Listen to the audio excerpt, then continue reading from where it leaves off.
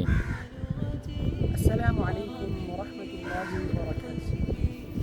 إن الحمد لله والصلاة والسلام على من لا نبي بعده وعلى آله وأصحابه أجمعين. أما بعد فأعوذ بالله من الشيطان الرجيم. بسم الله الرحمن الرحيم. إن الصلاة كانت على المؤمنين كتابا موقوتا. وقال تعالى في القرآن المجيد: إن الصلاة تنهى عن الفحشاء والمنكر. وقال تعالى في القرآن المجيد وفرقانه الحميد: فويل للمصلين الذين هم عن صلاتهم ساهون. صدق الله العظيم.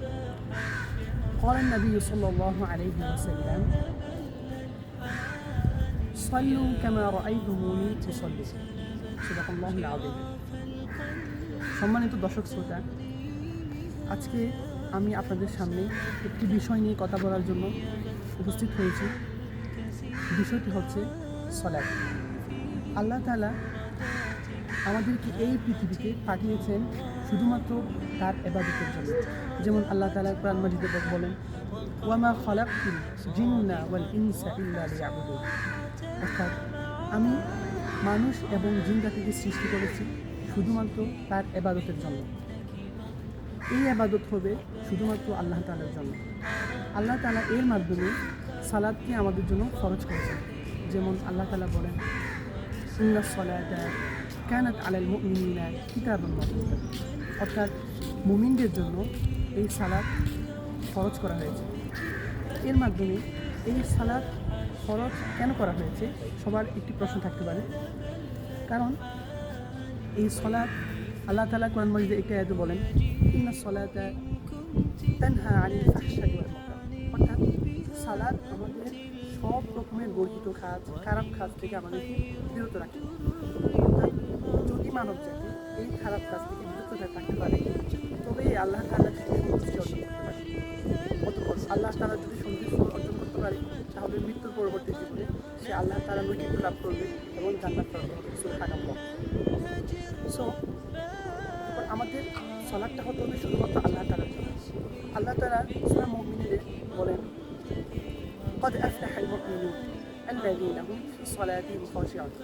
অর্থাৎ সফলকাম তারাই যারা খুশু খুজু নিয়ে সালাত আদায় করে। এই সালাত যদি কেউ গাফিলতি করে অথবা আদায় না করে তাহলে তার জন্য খুবই বেদনাদায়ক শাস্তি রয়েছে।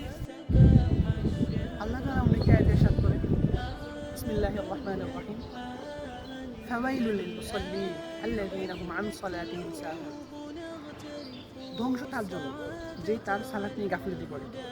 অর্থাৎ এই সালাতই একমাত্র মাধ্যম যার মাধ্যমে আমরা আল্লাহ তাআলার মহান আল্লাহ তাআলার নৈকট্য অর্জন করতে পারি। রাসূল সাল্লাল্লাহু আলাইহি ওয়াসাল্লাম ইরশাদ করেন: সাল্লু কামা রাআইতুমুনি উসাল্লি। অর্থাৎ আমি যেমনি নামাজ আদায় করেছি তোমরাও ঠিক একইভাবে সালাত আদায় করো। সুতরাং প্রান্তীয় ভাইরা, আজকে আমি আপনাদের সামনে একটি নির্ধারিত বিষয় নিয়ে আলোচনা করেছি, সেটা হচ্ছে সালাত, যার মাধ্যমে আমরা আল্লাহ তাআলার নৈকট্য অর্জন করতে পারি। এবং এই নৈকট্য অর্জনের জন্য একমাত্র মাধ্যম হচ্ছে সালাত। এই সালাতটা হতে হবে খুশু হুজুর সাথে। অর্থাৎ রাসূল সাল্লাল্লাহু আলাইহি ওয়াসাল্লাম যেমনে সালাত আদায় করেছেন অথবা আমাদেরকে যেমনে সালাত আদায় করার জন্য নির্দেশ দিয়েছেন ঠিক এইভাবেই আমাদের নামাজটা আদায় করতে হবে। সুতরাং আজকে আমার এই নির্ধারিত টপিক এখানেই শেষ করছি। وآخر دعوانا أن الحمد لله رب العالمين والسلام عليكم ورحمة الله وبركاته.